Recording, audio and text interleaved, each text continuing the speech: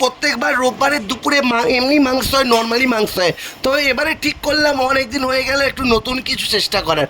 তো মাকে বললাম এবারে যেটা বানাবে সেটা জিরা রাইস আর একটু পালং চিকেন বানাতে। তো আমার মা খুব সুন্দর করে সকাল থেকে তার প্রস্তুতি নিল, আর প্রস্তুতি নিয়ে খুব ভালোভাবে পালং শাকের মাংস আর জিরা রাইস তৈরি করলো। তো প্রত্যেক দিন এক খাবার থেকে একটু নতুন কিছু ট্রাই করা যাক। তো যাকে আমার মা খুব সুন্দর করে জিরা রাইস তৈরি করলো আর পালং শাক মানে পালং চিকেন বানালো।